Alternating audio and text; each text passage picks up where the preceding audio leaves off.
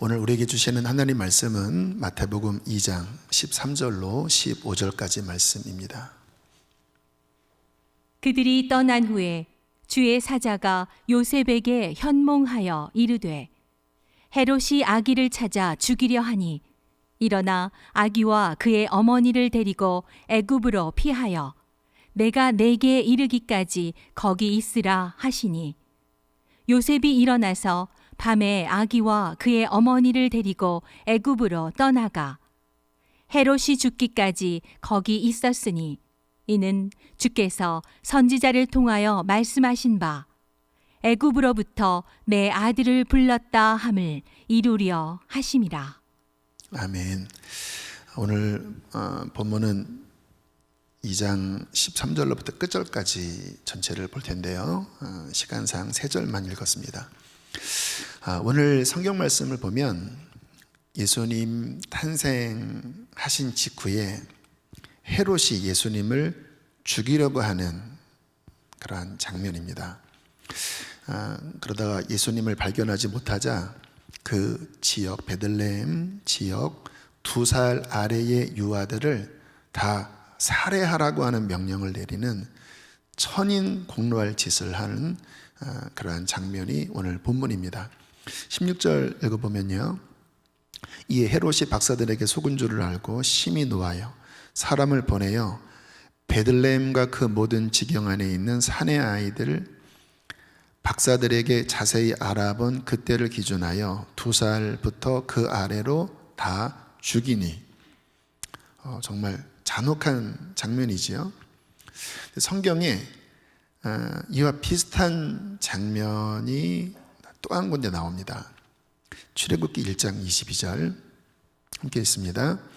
바로가 그의 모든 백성에게 명령하여 이르되 아들이 태어나거든 너희는 그를 나일강에 던지고 딸이거든 살려두라 하였더라. 잘 아시는 말씀이지요. 모세가 태어날 즈음에도 바로 왕이 남자아이가 태어나면 다 물에 빠뜨려서 죽이라고 하는 그러한 잔혹한 명령을 내렸었습니다. 이 둘 사이에 공통점이 있어요.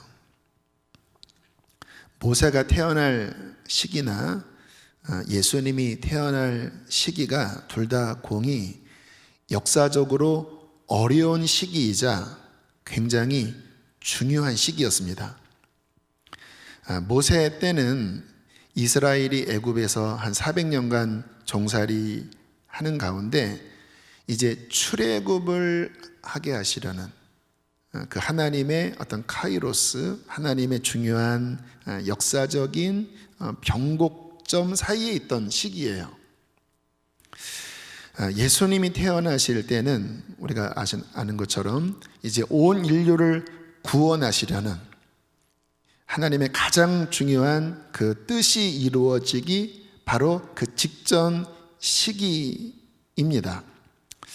그런데 둘 다 어떤 구원과 관련된 큰 역사의 어떤 변곡점 앞에 환경들이 쉽지 않은 거예요. 이스라엘 백성들이 종살이하고 또 예수님 당시에도 국권을 잃고 로마의 압제 아래 있었고 또 온 세상이 사탄의 어떤 장악 하에 쉽지 않은 그러한 시기, 이 시기에 진통하듯이 어떤 하나님의 일이 이루어지고 있습니다. 자, 그런데 이처럼 뭔가 구원이 필요한 이 시기에 하나님이 풀어나가시는 전략에 대하여 오늘은 좀 집중하셔야 합니다. 모세 때도 그렇고 예수님 때도 그렇고 그 시기를 변화시키는 출발점이 한 아기가 태어나는 것이었습니다. 모세 때도 모세 아기가 태어나요. 작은 아기지만 하나님의 전략은 이 아기를 통하여 이스라엘 백성들을 건져내는 거예요. 예수님은 뭐 두말 나위 할 것 없지요. 온 인류를 구원하기 위하여 한 아기가 나신 거예요. 여러분, 하나님의 전략, 오늘 설교 제목이지요. 다음 세대를 준비시키는 것. 그런데 놀라운 것은 뭐냐면요, 그와 같은 하나님의 전략과 반대로 사탄도 그 시기에 다음 세대를 공격하고 있습니다. 그런데 이 부분에 대해서 놀라운 것은 이미 창세기 3장, 그러니까 인류가 타락한 직후에 이미 하나님이 이와 같은 상황을 예언하셨습니다. 창세기 3장 15절에 보면요, 이제 인류가 타락하고 아담과 하와 그리고 뱀, 사탄이 하나님 앞에 서 있는 상태에서 예언하신 거예요. 함께 읽어보실까요? 내가 너로 여자와 원수가 되게 하고 내 후손도 여자의 후손과 원수가 되게 하리니 여자의 후손은 내 머리를 상하게 할 것이요 너는 그의 발꿈치를 상하게 할 것이니라 하시고. 자, 사탄의 패배가 여인의 후손, 다음 세대를 통하여 벌어진다라는 거예요. 근데 동시에 사탄의 후손, 사탄도 그 다음 세대를 깨문다고 하는 거예요. 그 발꿈치를 물어서 공격하는 거예요. 이 다음 세대, 하나님의 전략인 다음 세대를 통해서 사탄의 머리를 밟고, 또 사탄은 그 다음 세대가 제대로 활동하지 못하도록 뒤꿈치를 무는 이와 같은 전쟁이 벌어진다라는 거예요. 그래서 모세 때를 봐도요, 바로 왕이 남자를 다 수장시켜라 했잖아요. 바로가 그와 같은 상황, 그러니까 이제 모세가 태어나서 이 이스라엘 백성들이 출애굽하겠구나 이런 걸 몰랐어요. 그러나 아마 사탄의 어떤 사주로 인하여 어떤 영감을 준 거지요. 모세가 태어날 즈음에 씨를 말리려고 하는 어떠한 영적 전쟁, 그 계략을 바로에게 심어줬다고 볼 수 있어야 돼요. 왜냐하면 어떻게 사람이 그 어린 아기를 다 죽이라고 하는 천인공노할 명령을 내릴 수 있겠습니까? 그거를 본 거예요. 모세가 태어나고 이스라엘이 구원받은 것은 온 인류의 구원의 예표인데 씨를 말리자. 예수님 당시도 마찬가지죠. 헤롯이 그 베들레헴 지역의 어린아이를 죽이려고 한 그 이면 안에는 사탄이 예수님을 죽이려고, 왜냐하면 예수님을 통하여 하나님의 전략이 부러지고 그리고 온 인류가 구원받을 것을 알기 때문에 그 당시 권력자인 헤롯의 마음을 격동시켜서 죽이려고 한 것이지요. 오늘 본문을 보면 요셉과 마리아가 이 어린 아기를 품고 계속 피신해 다니는 장면이 나옵니다. 13절, 그들이 떠난 후에 주의 사자가 요셉에게 현몽하여 이르되 헤롯이 아기를 찾아 죽이려 하니 일어나 아기와 그의 어머니를 데리고 애굽으로 피하여 내가 내게 이르기까지 거기 있으라. 그래서 갓난 아기 예수를 포대기에 안고 애굽으로 피신합니다. 다른 나라로 피신하는 거예요. 근데 그 장면을 보세요. 헤롯은 어떤 사탄의 사주를 통해서 죽이려고 혈안이 되어 있고, 요셉과 마리아는 또 천사의 지시로 인하여 그 어린 아기를 품고 피신할 때 이 아기 안에 온 인류의 미래가 달려있는 거예요. 극히 작아 보이는 이 아이 안에 하나님의 전략이 남겨져 있는 거예요. 요셉과 마리아는 그 아기를 품음으로써, 그 아기를 보호함으로써 온 인류를 구원하려는 하나님의 전략을 지켜내는 것입니다. 그렇게 애굽으로 피신해 있다가 헤롯이 죽은 다음에 이제 천사가 이제 이스라엘로 돌아가라, 아기를 죽이려고 하는 헤롯이 죽었다 이렇게 지시를 하는데 22절 23절에 이 같은 말씀이 나와요. 함께 읽어보시겠습니다. 꿈의 지시하심을 받아 갈릴리 지방으로 떠나가 나사렛이란 동네에 가서 사니 이는 선지자로 하신 말씀에 나사렛 사람이라 칭하리라 하심을 이루려 함이로라. 원래 고향이 베들레헴인데 베들레헴으로 못 갔습니다. 왜냐하면 그래도 불안했거든요. 헤롯의 아들들이 통치하고 있었기 때문에. 그래서 그 당시에 변방인 갈릴리로 갔고 그 갈릴리에서도 더 구석 변방인 나사렛까지 간 거예요. 그러니까 지금 우리 그 땅끝 마을이라고 그러죠. 저 땅끝에 아주 작은 어촌 나사렛이 그러한 지역입니다. 인구 한 300명밖에 되지 않아요. 자, 그런데 오늘 좀 전에 읽은 말씀 다시 보여주시면 그 나사렛에서 살 것에 대한 예언이 나와 있다고 하는 그 해석을 하지요. 선지자로 하신 말씀에 나사렛 사람이라 칭하리라. 이게 이루어지려고 예수님이 나사렛에 가셨다. 성경을 찾아보시면 구약에 나사렛이라고 하는 말은 안 나옵니다. 그러니까 구약의 메시아 탄생 예언이 굉장히 많이 나오는데 그는 나사렛 사람이다 이런 예언은 안 나와요. 그런데 오늘 마태는 나사렛 사람이라고 하는 예언을 이루려고 작은 동네 나사렛에 가셨다. 여러분 성경을 혹시 갖고 계시면 거기에 각주가 달려 있을 거예요. 그리고 거기에 이사야 11장 1절이라고 하는 표기가 되어 있을 것입니다. 나중에 한번 찾아보세요. 자, 이사야 11장 1절에 어떤 말씀이 나오냐면 한번 보세요. 이새의 줄기에서 한 싹이 뉴 브랜치입니다. 가지예요. 싹이 그냥 이파리가 아니라 한 가지가 난다라는 말이에요. 그 뿌리에서 한 가지가 나서 결실할 것이요. 요 싹이 히브리어로 낫지르입니다. 낫지르. 낫지르가 순, 뉴 브랜치예요. 새 가지예요.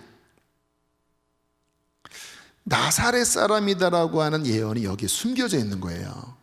그래서 마태가 나사렛 사람이라 그게 이사야 11장 1절 한 싹이 나며 낫지르가 나며 근데 그 낫지르가 뭐라고요? 새 가지 연하지만 작은 하나님이 준비시키는 연한 새 가지 그건 누굽니까? 다음 세대라는 거예요.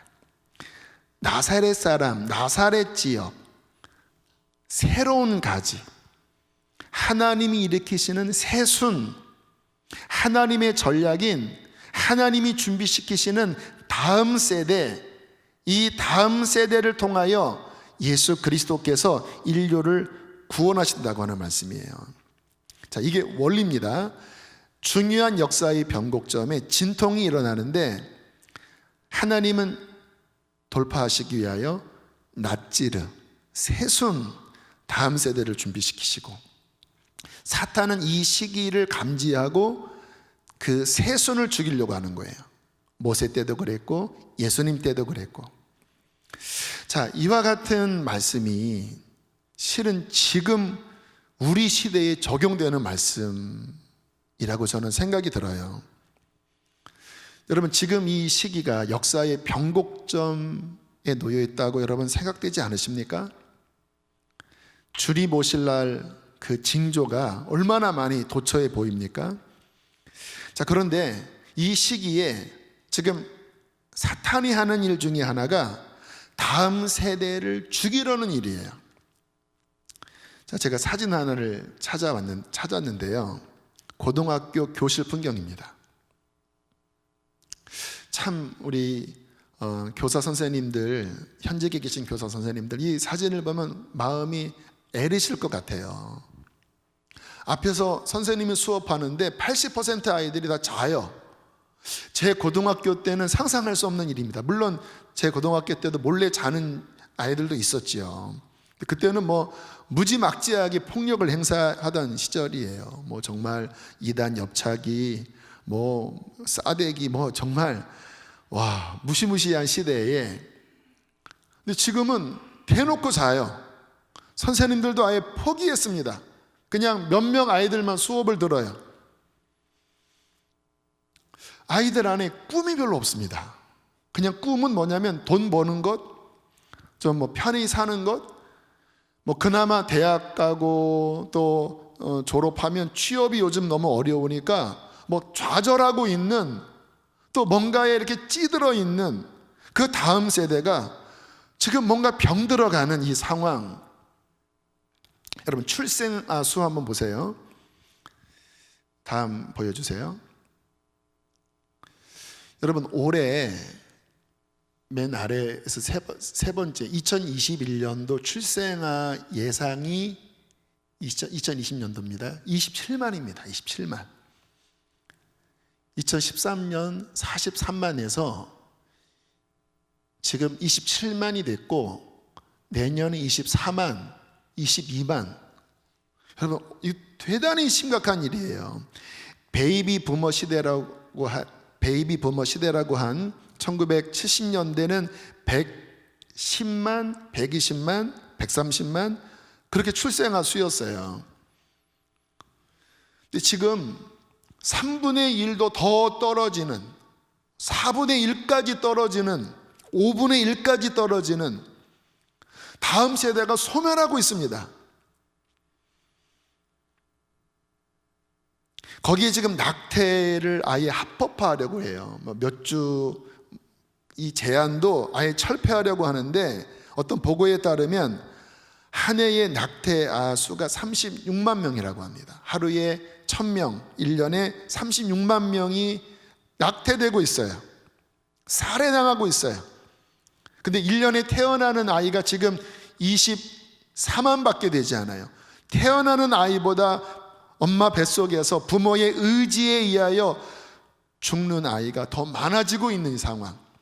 세계 최저출산 국가. 여러분 지금 이 시대에 다음 세대가 소멸하고 있는, 또 그나마 태어난 그 아이들이 꿈을 잃고 저 교실에서 엎드려 80%의 아이들이 잠들어 있는 저 모습이 뭔가 이렇게 오버랩되지 않습니까? 모세 시대, 헤롯 시대, 뭔가 그 다음 세대를 죽이려고 하는 어떤 사탄의 음흉한 계략, 이것이 오버랩되지 않나요? 여러분 이게 영적으로 분별하셔야 돼요.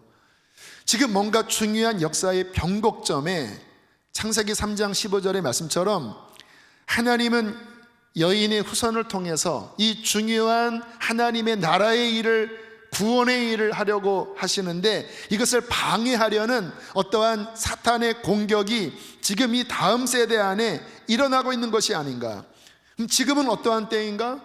주님 오실 날이 다가온 때이지요. 이제 마지막 하나님의 그 영광스러운 그 하나님의 나라의 일이 완성되기 직전, 어떠한 짧은 이제 역사에 남은 시간이 짧은 이 시점에 있는 거예요. 자, 이제 마지막 하나님께서는 온 열방의 복음을 전할 것입니다. 그리고 이 한국 땅은 특별히 그 하나님의 역사에 있어서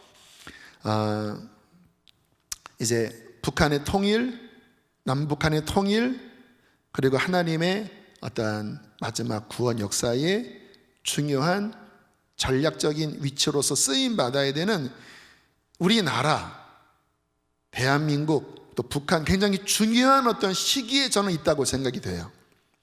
요즘 깨어있는 교회들이, 제가 근래에 들은 이야기예요. 통일을 준비하고자 하는 움직임들이 일어난대요. 이것은 어떠한 외적인 정보에 의한 것이 아니라 교회 안에 성령님이 움직이시잖아요. 특별히 깨어있는 교회는 그런 움직임들이 어떤 마음의 열정이 일어난다는 거예요. 우리 통일을 위해서 기도하자, 통일을 위하여 재정을 모으자, 통일을 위하여 뭔가 우리 준비하자. 이게 한두 군데가 아니라 여러 교회에서 지금 일어나고 있대요. 갑자기 교회의 관심이 통일을 향하고 있대요. 하나님이 움직이심이라고 하는 저는 생각이 들어요. 물론 어떤 정치적인 상황을 보면 쉽지 않습니다. 그러나 저는 영적으로 바라보고 싶거든요. 하나님이 뭔가 일하고 계시는구나. 여러분 이번 성탄절 예배 들으셨지요? 우리 간증한 학생, 올 7월, 지금 한국 온 지 7개월밖에 되지 않은 19살 학생이 이 자리에 서서 간증을 했습니다. 못 들어보셨으면 꼭 들어보세요. 이 아이의 간증을 통해서 참 은혜를 많이 받았어요. 그 탈북 과정 속에서 하나님을 만났더라고요. 그리고 지금 이 아이가 예배자로 서 있어요. 교회 어느 교회 다니는지 모르겠지만 그 숙소에서 교회까지 왕복 4시간이 걸린대요. 그런데 그 4시간이 지루하지 않다고 합니다. 왜요? 대중교통 타면서 성경책 읽고 그리고 찬양 듣고 예배하는 그 시간이 꿀처럼 달기 때문에 그 4시간이 본인은 지루하지 않다라는 고백을 하더라고요. 와, 뭔가 하나님이 준비시키시는구나. 또 제가 참 감사했던 게 이 아이가 이제 처음 하는 간증이래요. 한국에 와서 특히 뭐 공적인 자리에서 뭐 여러분도 떨리시잖아요. 근데 이 아이가 이렇게 여러 사람들 앞에서 또 카메라 앞에서 또 자기의 그런 어려웠던 이야기들을 하는 게 부담이 되겠죠. 근데 너무 잘하는 거예요. 막 유머까지 섞어가면서 너무 잘하고, 또 더 신기했던 거는 지금 남북한은 70년 단절되어 있었잖아요. 근데 그 말이 거의 95% 그 정서가 통하더라고요. 그것은 단순히 누가 간증문을 다듬어서 된 일이 아니라 제가 느낀 게 이 남과 북의 70년 단절이 그렇게 어떤 언어나 어떠한 생각의 극단적인 단절이 아니라 하나님께서 계속 뭔가 연결점을 두고 계시는구나. 그리고 그 아이의 어떤 변화의 모습을 통하여 하나님이 뭔가 준비시키시는구나. 그리고 이제 예배 말씀 다 마치고 기도하는 시간에 성령님이 북한을 위한 기도뿐만 아니라 지금 한국에 있는 그 탈북민들을 위한 기도를 시키시더라고요. 그들이 이 아이처럼 하나님 만나서 준비되어질 때, 남과 북이 열릴 때 그 가교 역할, 그 브릿지 역할이 바로 이들이 해야 되거든요. 근데 이들 중에서 하나님 믿는 사람이 한 20% 정도 된다고 하는데 주님 만나 주십시오. 그렇게 기도가 나왔고요. 특별히 제가 한 8년 전, 7년 전으로 기억이 되는데, 그때도 이제 저희 교회는 통일에 대한, 또 북한에 대한 마음이 있었기 때문에 기도하는 시간을 가질 때 주님이 그러한 마음을 주셨어요. 북한의 다음 세대를 위하여 기도해라. 그들이 준비되어지도록 기도해라. 북한의 다음 세대와 남한의 다음 세대가 연합하여 통일 한국이 될 때 하나님을 만난 북한의 다음 세대와 남한의 다음 세대가 손에 손을 잡고 함께 기도하고 함께 예배하면서 그들이 영적 지도자가 되고 그들이 정치적인 지도자가 되고 그들이 경제계를 이끌고 그들이 열방을 나가야 나아가는 것, 이것을 위하여 기도하라. 근데 되게 가슴이 뜨거웠어요. 제가 말씀드렸잖아요. 하나님의 전략은 거룩한 다음 세대라고. 근데 그때는 그것이 그냥 꿈이었습니다. 그냥 기도였어요. 근데 불과 7년, 8년 만에 그 꿈이 지금 우리 공동체 안에서는 현실이 되어 있어요. 2년 전 생수회관 기독학교 시작할 때 그 팜플렛 보면 나오는데, 학교의 설립 이념이 뭔지 아세요? 통일 세대 리더를 키우는 거예요. 그리고 2년 지나오면서 어떤 일이 벌어졌냐면, 교사 한 분이 오셨는데 2013년도인가 탈북한 자매 교사입니다. 지금 나이가 한 30 됐는데, 그 자매가 우여곡절 끝에 한울금학교 다닐 때 모범생이었대요. 그리고 이제 수학과 나와서 지금 우리 학교에 이제 채용이 돼서 아이들을 가르치는데, 이 친구는 하루에 보통 2-3시간 기도하는 친구예요. 연세중학교에 다니는 친구인데 하루에 2-3시간 기도하면서 아이들을 영적으로 지도해요. 근데 이 선생님의 아버지가 북한에 남아 계신데, 얼마 전에 소식을 들었는데 정치범 수용소인지 아니면 더 이상 나올 수 없는 곳에 들어가서 생사불명이 됐다는 거예요. 그 이야기를 우리 학교 아이들과 함께 나눌 때 아이들 안에 깊이 그 선생님의 아픔, 이 단절의 그 쓰라린 마음이 그 아이들 마음 안에 부어지면서 막 눈물이 쏟아진 거예요. 그리고 이 학교 안에 그 학교의 설립 이념처럼 북한을 품는 이 마음이 영적으로 정서적으로 깊이 들어왔어요. 선생님으로 인하여. 그리고 탈북 학교인 하늘꿈 학교 있죠. 우리 선화목자교회 그 건물 안에 지어져 있잖아요. 그 아이들과 함께 올 가을에 UIC라고 하는 연합 캠프를 가평에서 했습니다. 홍천에서 했어요. 그 아이들과 함께 보트를 타고, 되게 추웠어요. 10월 11월이었으니까 보트를 타고 래프팅을 하고, 그리고 추운 곳에 텐트를 치고 함께 지나면서 남과 북의 다음 세대가 함께 연합하는 일이 벌어졌어요. 그 아이 중에 하나가 이번 성탄절에 간증한 그 학생입니다. 무슨 이야기 하는지 아세요? 지금 역사가 지금 복잡하잖아요. 우리나라 상황 복잡하잖아요. 다음 세대가 막 죽어가고 있잖아요. 그런데 하나님께서 그분의 전략인 다음 세대를 준비시키신다는 거예요. 남과 북의 다음 세대가 연합하여 하나님 만나고 하나님의 꿈을 품은 다음 세대들이 일어나고 있다는 거예요. 크진 않더라도 대부분의 아이들은 저렇게 영적인 사망 가운데 있지만 작은 아가들이, 작은 아이들이 준비시키고 있어요. 이것이 무엇이라고요? 하나님의 전략이라는 것입니다. 우리 교회가 해야 될 일이 뭐라고요? 그 일을 해야 되는 거예요.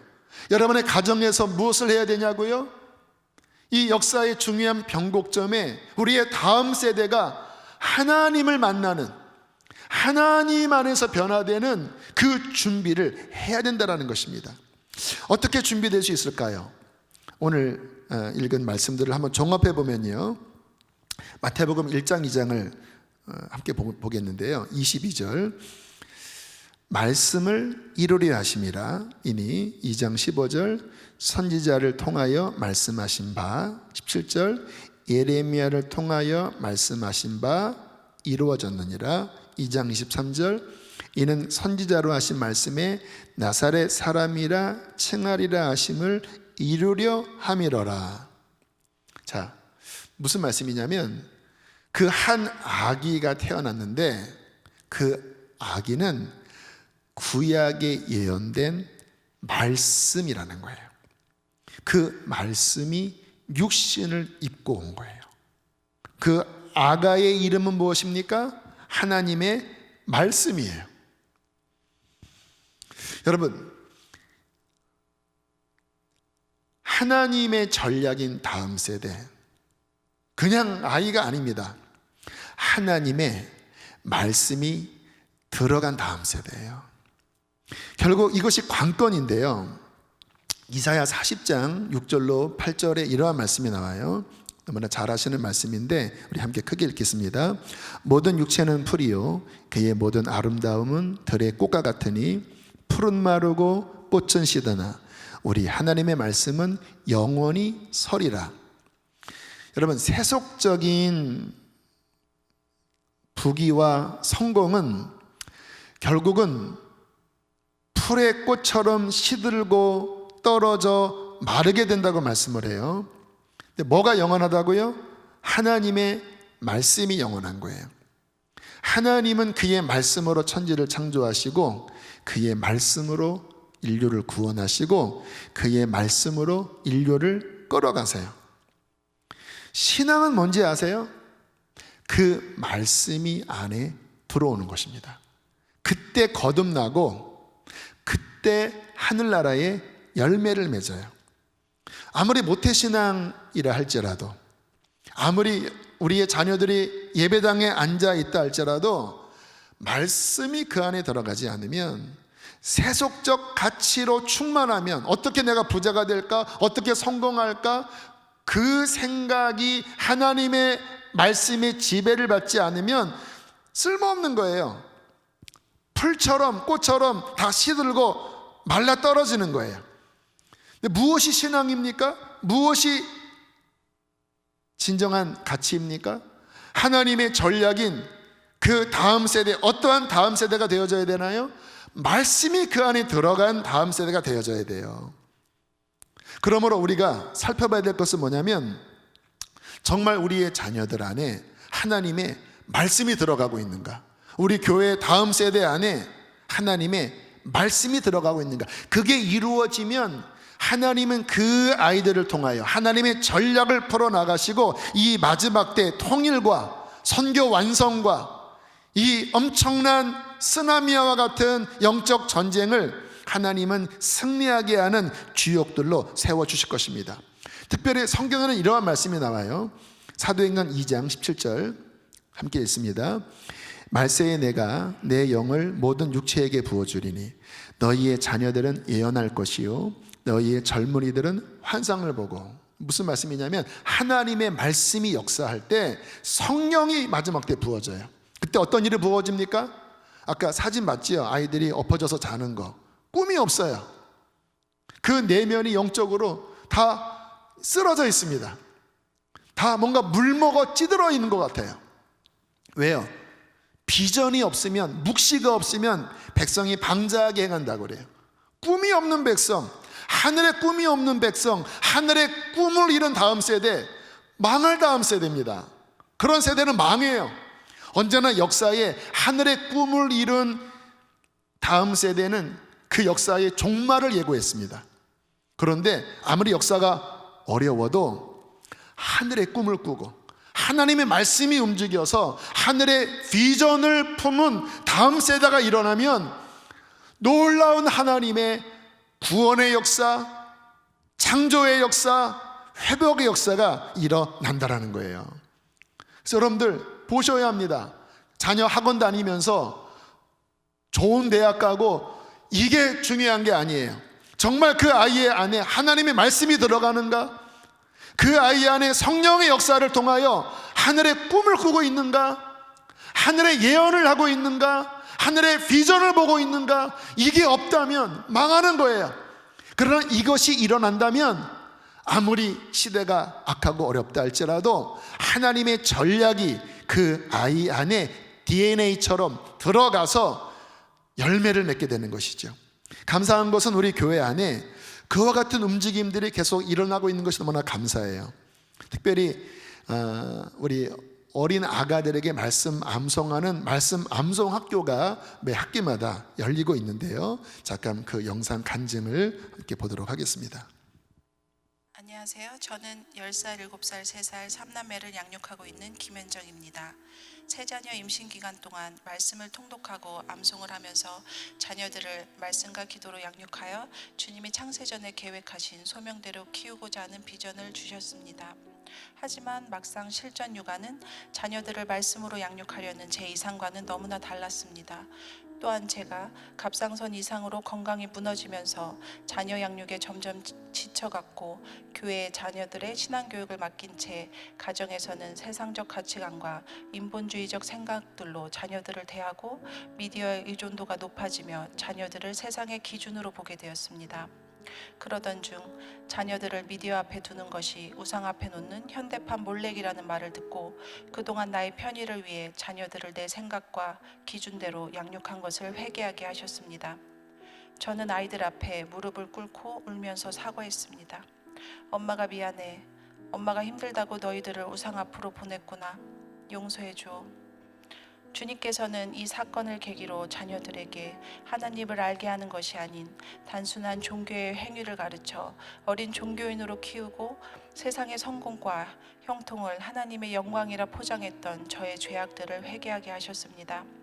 그리고 다시금 자녀들은 내 소유가 아닌 하나님이 잠시 맡기신 하나님 나라의 존귀한 자녀들임을 고백하게 하셨고 하나님 방법대로 키울 수 있는 지혜 주시기를 간구하였습니다. 그 후 새 자녀들과 가정에서 예배하고 말씀 암송을 시작하였습니다. 하지만 어린 자녀들과 하기에는 어려움이 있었고 중간에 그만두기를 몇 번 하던 중에 올해 9월 주보 광고에서 샤이닝 키즈 암송 예배를 보고 등록하게 되었습니다. 선생님들이 준비해 주신 교재들과 매주 말씀 주제에 맞는 활동들을 하면서 천사의 도움과도 같은 손길을 느끼며 자녀들과 기쁘게 말씀 선포 예배를 하였고 자녀들의 영이 말씀으로 채워짐을 느꼈습니다. 주의 대적으로 말미암아 어린아이들과 젖먹이들의 입으로 권능을 세우시며 이는 원수들과 보복자들을 잠잠하게 하려 하심이니이다. 시편 8편 2절 말씀. 올 한 해 비록 코로나로 통제된 사회 속에 있었지만 저희 가정에서는 어린아이들의 입으로 선포된 말씀의 능력들을 통해 가정 안에 견고한 진들이 깨어짐을 봅니다. 또한 가정의 재단이 쌓아지면서 제 영과 마음이 회복되어 자녀들의 실수 앞에서도 짜증이 아닌 유한 마음으로 대처하게 되었고, 그들의 문제 해결을 위해 기도하는 것이 아니라 우리 자녀들을 향한 하나님의 놀라운 계획들에 초점을 맞춰 기도하게 되었습니다. 10살, 7살 자녀들은 성경 통독을 즐거워하고 성경에 나온 하나님을 알아가고 그 마음을 느끼고 서로 나누는 것을 기뻐합니다. 3살 막내는 암송 예배를 언제 하는지 매일 물어보고 예배 후에는 하나님 말씀은 젤리보다 달아요 라고 고백하는 모습에서 하나님이 기뻐하시는 원가정의 회복을 맛봅니다. 이 시간들을 통해 가정에서 자녀들과 말씀을 입으로 선포하고 말씀으로 기도하는 것이 주님이 주신 엄마의 사명이고 자녀들에게 줄 수 있는 최선이고 최고의 것이라는 확신과 믿음을 주셨습니다. 아직 부족한 점도 있지만 하나님이 주신 비전의 길로 오늘도 자녀들과 함께 발을 맞춰 한 발짝 내딛습니다. 그 발걸음의 끝에는 주님이 맡기신 자녀들이 마지막 때 어두운 세상 가운데서 말씀의 빛으로 주님의 승리를 선포할 것임을 소망합니다. 아멘. 오늘 말씀 준비하면서 그림 한 장면이 떠올랐어요. 저고리 입은 아낙네가 아기를 안고 기도하는 장면입니다. 저게 한 1950년대쯤 사진이라고 추정을 해요. 저게 일반적인 교회의 풍경이었습니다. 굉장히 가난했던 시절에 그때 기도의 어머님들 또 기도의 아버님들이 저렇게 아이를 들쳐업고, 그때 그 당시에는 마룻바닥이죠. 마룻바닥에 무릎 꿇고 새벽기도, 또 3일 저녁 예배, 또 금요 심야 예배, 또 부흥회 눈물로 기도했습니다. 그리고 하나님의 말씀이 그 아이에게 들어가도록 정말 육적으로는 이 나라 전체가 가난하기 짝이 없는 그런 시기였지만, 그러나 하나님의 말씀이 들어가도록 성령이 역사하도록 기도로 심는 시기가 50년대, 60년대, 70년대였어요. 그때 어떤 일이 벌어졌습니까? 다음 세대 부흥이 일어났어요. 그때가 베이비 부머 시대라고 해요. 막 120만, 30만 막 아이들이 태어났고, 그 아이들 안에 성령 받은 아이들, 그 아이들 안에 하늘의 비전을 받은 아이들, 그때 간증을 들어보면 정말 가슴 뜨겁게 여의도 광장에 100만 명이 모여서 선교 한국, 세계 선교 한국을 꿈꾸고, 그리고 우리나라가 어떠한 경제적인 부흥을 통하여 하나님의 영광을 위하여 쓰임받고자 하는 그러한 어떠한 하늘의 비전, 말씀의 강력한 역사, 그것을 다음 세대가 받는 이러한 일들이 일어났어요. 그리고 그 열매가 2020년 지금 이 한국 경제, 그리고 이 나라의 위상, 또 이 나라의 어떤 교회의 아름다운 열매로 맺어지게 된 거예요. 기도하면서 저 아낙네가 아기를 업고 마룻바닥에서 기도하는 그 장면을 떠오르게 하시면서, 그게 이 나라가 여기에 오게 한 밑거름이었다. 근데 지금 어떻게 됐습니까? 열매가 이제 거의 이제 떨어진 상황에 지금은 다음 세대가 죽어가고 있고, 또 그렇게 자녀들을 기도로 말씀으로 양육하는 그 부모 세대가 지금은 세속화가 되어 이게 지금 죽어가고 있는 그러한 상황이 된 거예요. 오늘 2020년 마지막 주일 말씀을 전하면서 다시 한번 그와 같은 말씀과 기도의 역사가 이 땅 가운데, 여러분의 가정 가운데, 우리 교회 가운데 저는 일어나야 된다고 선포합니다. 여러분, 우리나라는요 이렇게 끝날 수 없는 나라예요. 선교 지도 한번 보셔요. 마지막 그 선교 완성 남은 80% 이상의 지역이 아시아권입니다. 40창이라고 하는데요. 중국은 많이 기독교가 이미 보급이 됐지만 중앙아시아, 저 남방에 있는 불교 국가, 또 중동, 그리고 예루살렘까지 저 지역이 이제 마지막 선교해야 되는 중요한 지역이에요. 극동에 한국이 있습니다. 그리고 위에 가장 기독교 많이 박해하는 북한이 있어요. 자, 여러분, 이 아시아권에서 아직 그 선교의 과업이 많이 남아 있는데 부흥이 일어난 지역이 많지 않아요. 한국이, 이 대한민국이 이 아시아에서 작은 나라지만 영적으로 보면 부흥이 일어난 지역이에요. 가장 강력하게. 그리고 교회가 강력하게 세워진 나라입니다. 중국 안에 물론 부흥이 있었고 기독교인이 많지만 워낙 공산주의로 인하여 핍박하다 보니까 이게 뭔가 이렇게 모여지기가 쉽지 않아요. 그리고 이 한국이 어떠한 지적으로 또 어떤 영적으로 굉장히 이렇게 성장되면서 하나님의 전략에 있어서 이 마지막 선교 완성하는 이 일에 없어서는 안 될 전략적 거점으로 지금 있는 거예요. 이것은 저의 이야기가 아니라 세계 선교를 살피는 많은 전문가들의 이야기입니다. 그래서 우리나라의 역할이 이 마지막 때 굉장히 중요하고 여기에 또 하나의 데스티니가 뭐냐면 북한의 문이 열리는 거예요. 하나님의 은혜와 자비를 통하여.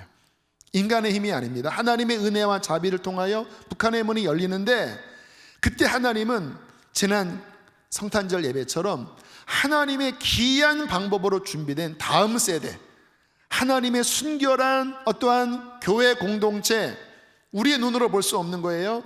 그 세대들을 일으키셔서 나만의 다음 세대, 하나님의 말씀이 이 안에 DNA처럼 심겨져 있는 하나님의 성령의 감동을 통하여 하늘의 환상과 비전을 본 그 다음 세대들이 하나님의 손길 안에 준비되어져서 그들이 이 마지막 때 역사의 변곡점에 그 준비된 세대가 북한을 향하여 열방을 향하여 뻗어나가면서 이 마지막 하나님의 부흥과 하나님의 역사를 이루려고 하시는 게 하나님의 계획이라고 저는 오늘 이 강단에서 선포합니다.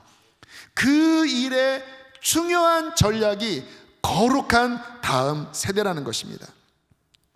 감사한 것은 저희 교회에 이런 비전이 있어서 정말 많은 교사분들이 이 일에 애쓰고 눈물로 기도하고 전심전력하고 있고요. 또 저희 교회 내년 뉴 브랜치, 저는 이 뉴 브랜치가 성경에 나온 그 가지라고 하는 이 연결을 근래에 했어요. 이름은 만들었는데 이게 이 다음 세대와 연결하는 것은 실은 근래에 알았어요. 하나님의 계획이죠. 그 젊은 세대가 아가들을 키우면서 또 신앙 안에 그 마리아와 요셉처럼 이렇게 품고 애굽으로 나사렛으로 가는 이게 비전이지요. 또 지난 당회 구역회 때 이 부분 말씀을 드렸는데 어린이집, 그냥 어린이집이 아닙니다. 하나님의 군사로 키우는, 정부의 지원 안 받아요. 왜냐하면 이 지원 받았다가 뭐 동성애, 뭐 차별금지 이런 거 들어오면 이거는 누룩이라 이거 다 차단하고, 그리고 정말 하나님의 말씀으로 강력한 영적 군사로 하나님의 말씀이 들어가고 어릴 때부터 성령이 역사하여 하늘의 꿈을 꾸게 하는 그와 같은 다음 세대들을 잉태하고 그렇게 준비하며 나아갈 때 하나님께서는 우리를 통하여 이 마지막 시대, 또 통일 한국 시대 하나님의 뜻을 이룰 거예요. 그런데 한 가지 더 말씀 준비하는데 주님께서 하나 더 중요한 말씀을 주셨어요. 그것은 전 세대 통합이라고 하는 개념이었어요. 저희 교회가 다음 세대 하니까 아이들에게 포커스가 맞춰져 있는데 주님이 확장시켜 주시더라고요. 여러분, 성경적인 원리에 보면요, 자녀의 축복은 선조로부터 내려옵니다. 그래서 5계명, 부모를 공경하라, 그때 약속의 복이 자녀에게 임할 것이다. 또 창세기에 보면 야곱이 12아들 그리고 요셉의 아들, 그러니까 야곱에게는 손주지요, 에브라임과 므낫세까지 품으면서 축복을 해요. 이게 하나님의 원리입니다. 다음 세대가 스스로 뭔가 잘나는 게 아니라 그 부여조의 축복, 특별히 하나님이 이 한반도 땅에 부어주신 그 부흥, 그 말씀, 이 유업이 선조들에게 있거든요. 그 복이 흘러가도록 전 세대가 통합되어 흐르게 하라는 거예요. 한번 상상을 해보세요. 아이들이 이곳에서 수련회 많이 하지요. 그때 우리 시니어 교구도 만들잖아요. 그 시니어 세대, 우리 한성수 장로님 들으십니까? 할렐루야. 우리 권사님들 70 안팎의 우리 권사님들 저 뒤에서 이 다음 세대를 품는 거예요. 이렇게. 그리고 손을 들어 야곱처럼 축복하는 거예요. 하나님, 이 다음 세대에게 하나님 우리에게 주셨던 그 유업을 내려주십시오. 하나님, 저들 안에 말씀이 들어가게 하시고 하늘의 비전을 품게 해주십시오. 이때 전 세대 통합이 일어나는 거예요. 뉴 브랜치 앞으로 이제 모임을 가질 때 아가들 때문에 좀 고민하고 있어요. 그때 어느 한 날은 정말 우리 시니어 교구에서 와서 그 아이를 품고, 부모님들은 여기서 막 기도해야 할 때 그 아가들을 품고 우리 시니어 세대가 축복하는 거예요. 보세요. 3세대 조부모, 영적인 조부모, 부모, 우리 다음 세대가 함께 통합돼요. 우리 조부모, 부모, 자녀 하나님의 축복을 막 쏟아붓고, 그리고 하나님의 말씀이 그 안에서 움직이고 하나님의 강력한 성령이 움직이시고, 그때 다음 세대가 이 세상의 교육으로는 얻을 수 없는 하늘에 막 환상이 보이고, 그 북한의 문이 열려서 하나님의 교회가 재건되는 막 그 꿈이 보이고, 하나님의 그 데스티니죠, 그 은사와 부르심이 그 아이들 안에 막 일어나고, 그런 아이들이 어떻게 학교에서 저렇게 엎어져 잘 수가 있겠습니까? 어떻게 하늘의 꿈이 없이 세속적인 야망에 빠져서 쩌들어 살 수 있겠습니까? 하늘의 꿈을 품은 아이들이 눈물로 북한을 위해서 기도하고, 하나님이 주신 그 재능을 발휘해서 경제계에, 정치계에, 종교계에, 선교계에 그들이 불일 듯 일어나서 하나님을 위해서 쓰임받는 이와 같은 아름다운 일이 일어날 때 하나님이 기뻐하지 않겠습니까? 우리 함께 2021년 그렇게 달려나갑시다. 우리 모든 교사분들에게 권면합니다. 이 직임은 하나님의 나라와 우리 민족에 있어서 너무나 중요한 직임을 감당하는 거예요. 다음 세대 살리는 것이 애국입니다. 힘들더라도 포기하지 말고 헌신해 주시고, 이 말씀 듣고 가슴이 뛰는 우리 성도님들이 계시다면 교사로 지원해 주세요. 우리 자녀를 품고 계신 우리 부모님들 말씀으로, 기도로 양육하시고, 그리고 우리 시니어, 정말 오늘 말씀처럼 전 세대 통합으로 여러분들이 교회의 그 다음 세대 사역에 함께 오셔서 거룩한 손을 들고 강력하게 축복할 때 하나님의 그 축복의 기름 부음이 아이들에게 흐르고, 하나님께서는 그들을 통하여 이 마지막 민족의 통일과 열방 선교 완성, 아름다운 일을 이루실 것입니다. 할렐루야, 할렐루야. 여러분, 주님이 그 일을 이루실 것입니다. 할렐루야. 각 가정 안에 이와 같은 비전이 부어지기를 축복합니다. 함께 시간 찬양하시겠습니다. 우리 자리에 일어나서 함께 찬양하십니다. 민족의 가슴마다 피 묻은 그리스도를 심어 이 땅에 부르고 그리스도의 계절이 오게 하소서, 오게 하소서, 오게 하소서. 주님, 오게 하소서.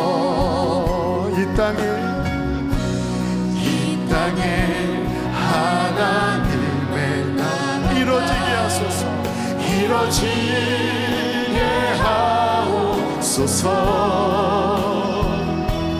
모든 사람의 마음과 교회와 가정에도 하나님 나라가 임하여 주소서. 주의 청년들이 예수의 꿈을 꾸고 인류 구원의 환상을 보게 하소서.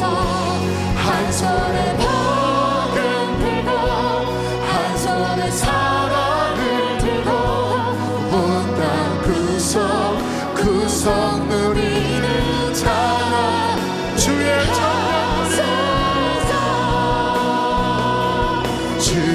청년들이 예수의 꿈을 꾸고 인류 구원의 환상이 부어질지어다. 비전이 부어질지어다. 복음 들고 한 손에 사랑을 들고 온 땅 구석 누리는 나라 되게 하소서. 이 시간 거룩한 손을 높이 드십시오. 자녀들을 축복하세요. 하나님, 그 복이 다음 세대에게 부어지게 하여 주십시오. 말씀이 들어가게 하여 주십시오. 하늘의 환상과 비전이 아이들에게 비춰지게 하여 주시옵소서. 주여 한번 부르시고 기도하시겠습니다. 주여, 하나님, 하나님의 전략, 거룩한 다음 세대, 하늘의 말씀을 듣고 하늘의 비전을 보는 다음 세대, 하나님, 하늘문을 열어주세요. 하나님, 비춰주세요. 어두운 그늘 가운데 있는 다음 세대 가운데 비춰주세요. 비춰주세요. 살아날지어다. 살아날지어다. 바로가 헤롯이 다음 세대를 죽이려 하고 있습니다. 주님, 요셉처럼 마리아처럼 아버지 품게 하여 주시고 아이를 지키게 하여 주시고 말씀으로 양육하게 하여 주시고 주여 기도로 양육하게 하여 주시어서 하나님, 당신의 전략이 아이들을 하여 풀어질 수 있도록 아버지 축복하여 주십시오. 축복하여 주십시오. 북한의 문을 열어주시고 북한의 다음 세대를 축복하여 주시고 탈북한 우리의 동포들을 안에 하나님의 거룩한 역사를 주시어서 그들이 일어나게 하여 주십시오. 할렐루야, 할렐루야, 할렐루야. 북한을 위해서 기도하세요. 탈북민들을 위해서 기도하세요. 그들 안에 말씀과 비전을 달라고 북한을 위하여 탈북민을 위하여 기도하십시오.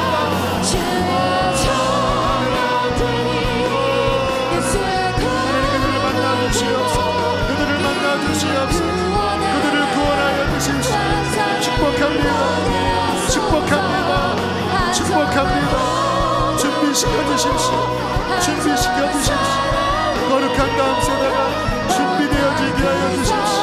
할렐루야, 할렐루야. 축복합니다. 축복합니다. 주의 청년들이 예수의 꿈을 꾸고 인류 구원의 환상을 보게 하소서. 한 손에 복음 들고 한 손에 사랑을 들고 온 땅 구석 누리는 나라 되게 하소서. 아이들이 하늘의 꿈을 꿀지어다. 하늘의 환상과 비전을 보게 될지어다. 하나님의 말씀이 그들 안에 충만히 들어갈지어다. 하나님, 거룩한 손을 들어 축복합니다. 우리 부모 세대, 조부모 세대, 하나님 거룩한 손을 들고 축복합니다. 그 부여조의 축복이 하나님 다음 세대에게 흐르게 하여 주십시오. 헤롯과 같은, 바로와 같은 그러한 악한 영의 아버지 다음 세대 죽이는 그 악한 역사들이 이 땅을 덮고 있습니다. 그러나 어둠은 빛을 이길 수 없습니다. 복음이 역사하고 말씀이 역사하고 성령이 역사할 때 결코 어둠은 우리의 다음 세대를 이길 수 없음을 선포합니다. 예수 그리스도 이름으로 결박을 풀고 떠나갈지어다. 예수의 이름으로 사망의 권세 떠나갈지어다. 오 하나님, 우리 교회를 품어주시고 전 세대 통합의 그 축복이 풀어지게 하여 주시고, 오 하나님, 특별히 아버지 북한에 있는 또 남한에 있는 우리 탈북민들, 하나님 그들을 만나 주시어서 주님, 순교의 피가 그 순교자들의 기도가 있는 우리의 동포 이웃이 하나님 그들을 찾아가 주시어서 하늘의 꿈을 꾸고 하나님의 말씀으로 변화되어 그들이 이 땅의 다음 세대와 함께 손에 손을 잡고 하나님 온 열방을 향하여 주님의 활에 심은 그 날카로운 화살이 되어 관역을 뚫게 하여 주시옵소서. 주님, 그 부흥을 우리에게 허락하실 주님을 찬양합니다. 각 가정마다 하나님 축복하소서, 풀어지게 하소서. 귀한 예물 봉헌합니다. 기쁘게 받으시고 하나님, 이 교회가 재정적인 능력으로 또 그 일을 계속해서 감당할 수 있도록 하나님 풀어주시고, 성도들의 기업 하나님 그 하나님의 영광을 위하여 풀어주시옵소서. 주님, 코로나 3차 팬데믹입니다. 하나님, 여기까지 지키신 하나님, 우리 사랑하는 성도들의 가정을 보호하소서. 주님, 보혈로 덮어주시고 하나님 지켜주소서. 교회를 지켜주시옵소서. 귀한 예물 기쁘게 받으실 줄 믿습니다. 이제는 우리 주 예수 그리스도의 은혜와 하늘아버지의 그 크신 사랑하심과 성령의 비전, 성령님의 감동, 감화, 교통 역사가 오늘 거룩한 다음 세대를 축복하고 또 품고 돌아가는 우리 사랑하는 성도들의 가정과 심령 속에 충만히 함께 하시기를 축원하옵나이다.